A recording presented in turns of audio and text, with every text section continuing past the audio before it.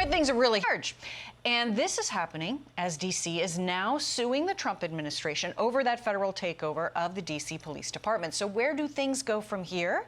Let's discuss it with former FBI Supervisory Special Agent Rob Chadwick. Sir, thank you very much for being with us on this Saturday morning. We appreciate it. Your thoughts on how this back and forth is playing out in Washington, D.C., and what the administration is trying to do and what the D.C. police are trying to do, which they are signaling they have some signs of cooperation. Your thoughts on the direction things are going? Well, I'm encouraged to see that there is cooperation, Molly. You know, I grew up in the shadow of Washington, D.C., just outside in Northern Virginia there. So I remember well when Washington, D.C. was the murder capital of our country and, you know, obviously an embarrassment there. And so I think the Trump administration is trying to do everything they can to reassure the citizens of the District of Columbia that they can feel safe. And so I'm encouraged to see Metropolitan Police and the federal government, you know, trying to come up with an acceptable solution.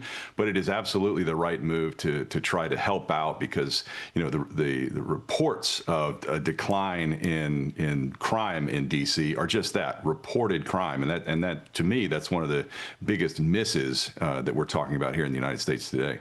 Yeah, now D.C. is certainly a particular and special case, but Attorney General Pam Bondi has also signaled that sanctuary city status is going to be addressed all across the nation. So she sent this letter out nationwide to multiple other sanctuary cities, to state leaders across the state. This is what she says she sent. This is to Fox Digital. I just sent sanctuary city letters to 32 mayors around the country and multiple governors saying you better be abiding by our federal policies and with our federal law enforcement, because if you aren't, we're going to come after you. And they have, I think, a week to respond to me. So let's see who responds and how they respond.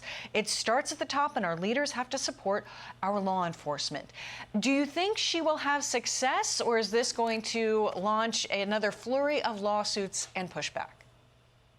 Well, there's no doubt there'll be pushback and there'll be lawsuits, but what I'm encouraged to see is a strong executive taking action to try to protect the American people. I mean, I remember well, I was at Quantico the day George Floyd was killed and was sent to D.C. in the immediate aftermath to try to quell the rioting there. And, you know, that was the right call then. It's the right call now because what we're seeing, what all Americans are seeing, is just a general decline in the everyday safety. You know, we as a people all have to feel safe in order for our, you know, society to continue. You're just not productive unless there's that base feeling of safety. And so, you know, law enforcement was absolutely devastated right after George Floyd was killed in this whole defund the police movement. They certainly have not recovered. This is going to be a problem. I think it's the greatest unacknowledged crisis facing America today is all of our law enforcement agencies are struggling to retain, to attract, talent. You know, I used to travel the country and train law enforcement officers all over the country, working with them every day. In the immediate aftermath of the defund the police movement, we saw a marked decrease in the number of just applicants that were willing to come be a law enforcement officer. In previous to 2020, it was not unusual to have 200 or 300 applicants for any opening in a given law enforcement agency, and now they're lucky to have 2 or 3. And so this is going to be a problem that is certainly being faced right now, and I believe for decades to come.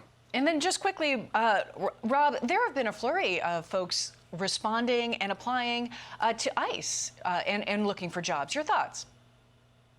I love to see when the American people are called to action, and I think this is why you see what is going on across the country in this response to ICE, is that people want to get involved. They want to take a stand. They want to help make America great again. And you know, this is what it's all about. You put that call out. You can talk about all the stats and the reports of lowered crime, but people see what's happening and it's affecting them every single day, and they're tired of it. So they're looking to join somehow and give back and contribute. Former FBI Supervisory Special Agent Rob Chadwick, thank you very much. We greatly appreciate you joining us this morning. Thank you for talking with us.